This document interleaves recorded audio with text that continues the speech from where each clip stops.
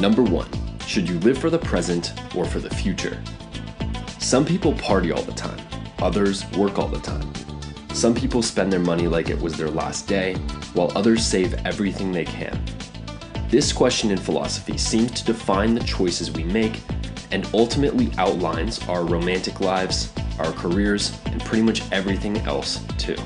Ask yourself this: what are the things that you spend the most time doing? Then ask, do these activities satisfy immediate wants and needs, or those of the future? Number 2, do we have free will? Before you just quickly say yes, consider this well-known argument. Atoms and particles, from a scientific standpoint, behave in probabilistic ways. Even when you get a random number from a computer, it's not as random as you might think. In fact, RNGs, or random number generators, actually use extremely complex algorithms to generate numbers. The output appears to be random, and for all practical purposes is random, but in reality, it is not. So again, science tells us that atoms and particles behave in probabilistic ways, but our brains, which contain, so to speak, our consciousness, are made up of atoms and particles, logically leading to the conclusion that our minds behave in probabilistic ways. So answer me this: do we really have free will? Number 3, is an absolute truth possible? An absolute truth is something that is universally true, no matter the circumstances. For example, it's normally true to say that murder is wrong. But would it have been wrong to kill Hitler or Stalin before they executed all those people? Most would say no. So, can you name any truth that is absolute? Number 4, what does it mean to be conscious? Imagine this scenario. A robot exists such that it can respond to any question with decent accuracy. It can discern images like your eyes can, but with a camera. It can move, it can solve problems, it even recharges like you do when you sleep and consume food. Essentially, it has all of the functions of living animals, even if it has different levels of competence in some of these areas than we do. Now face reality. Some modern robots do have these functions.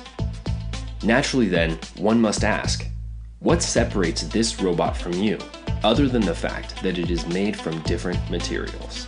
Number 5, what is the first thing you think about when you wake up in the morning? Mornings are generally when our mind is freest.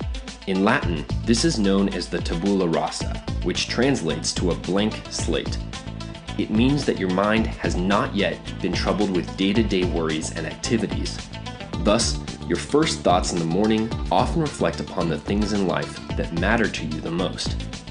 For example, when you wake up, you may start thinking about your kids or your spouse.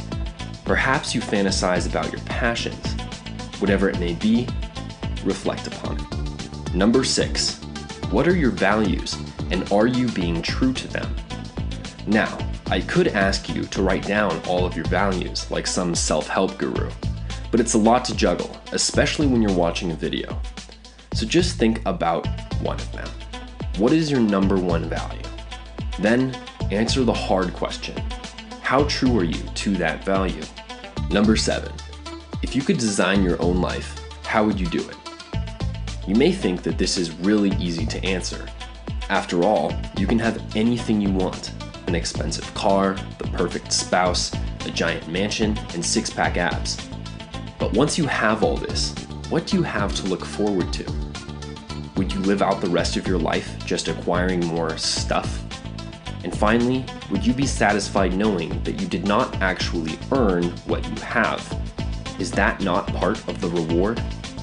Number 8, if you could give someone just one piece of advice, what would it be?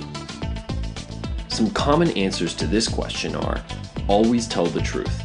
Do unto others as you would have them do unto you. Follow your passion. The inherent issue with this question is that it is limiting. You can only give them one piece of advice. Thus, when deciding on what to say, you must also consider the cost of not saying something else.